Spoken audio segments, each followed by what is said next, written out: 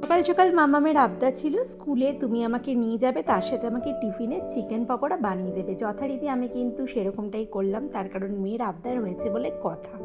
তারপর কিন্তু বাড়িতে চলে এসেছিলাম, আর বাড়িতে এসে কিন্তু আজকে একদম হালকা পাতলা রান্না আর কি করেছি। যেমন মেনুতে ছিল হচ্ছে খিচুড়ি, তার সাথে বেগুনি, আর গতকাল বানিয়েছিলাম চাটনি, সেটা কিন্তু ছিল, সেটা একটুখানি গরম করে নিয়েছি, ব্যাস। আর এই হচ্ছে সমস্ত সবজি দিয়ে খিচুড়ি, আর তার সাথে কিন্তু গরম গরম বেগুনি।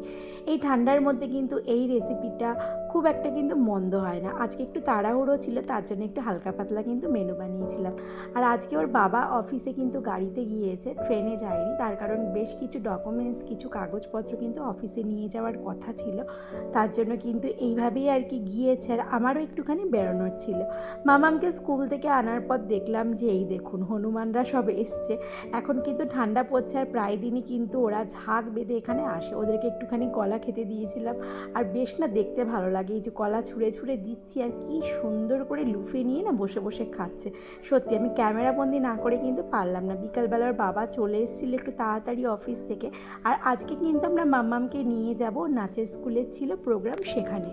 মামকে কিন্তু আজকে একেবারে হালকা পাতলা মেকআপ করতে লাগবে, আর জিন্সের প্যান্ট, তার সাথে কিন্তু হোয়াইট কালার টি শার্ট পরতে লাগবে। আর মেকআপটা একদম লাইট হবে, যেটুখানি দরকার সেটুখানি, সেরকমটাই কিন্তু আমাদের নাচের স্কুলের স্যার বলে দিয়েছিলেন।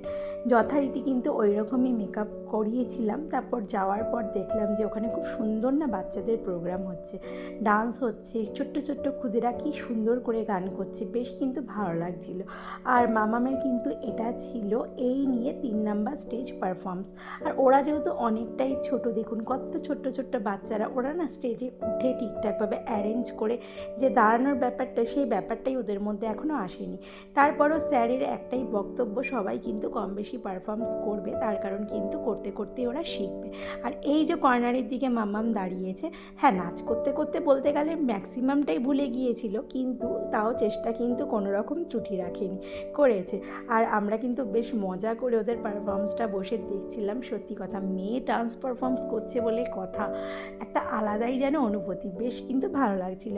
তারপর রাত্রেবেলা বাড়িতে আসার পর মাম্মামের আবদার ছিল আজকে একটুখানি ভলক্যানো পিৎজা খাওয়াতে নিয়ে যেতে হবে। আর মাম্মাম কিন্তু ডমিনোজে গেলে এটাই সবসময় ট্রাই করে, আর এটা যেহেতু খুব একটা বেশি স্পাইসি হয় না, আমরা কিন্তু এটাই অর্ডার করি। আর এই হচ্ছে আমাদের বিগ সাইজের ভলক্যানো পিৎজা। এরকম একটা নিলে না আমাদের রাত্রেবেলা ডিনারটা কিন্তু কমপ্লিট হয়ে যায়। সো আজকের দিনটা কিন্তু বেশ হেসে খেলে অনেকটা মজা করে কিন্তু কাটলো। সো এই ছোট্ট মিনি ব্লগটা আপনাদের সাথে শেয়ার করলাম, কেমন লাগলো অবশ্যই কিন্তু জানাবেন, ভালো লাগলে লাইক করবেন, যারা চ্যানেলে নতুন আছেন অবশ্যই কিন্তু চ্যানেলটা সাবস্ক্রাইব করে আমাকে মোটিভেট করে একটু সাপোর্ট করে পাশে থাকবেন।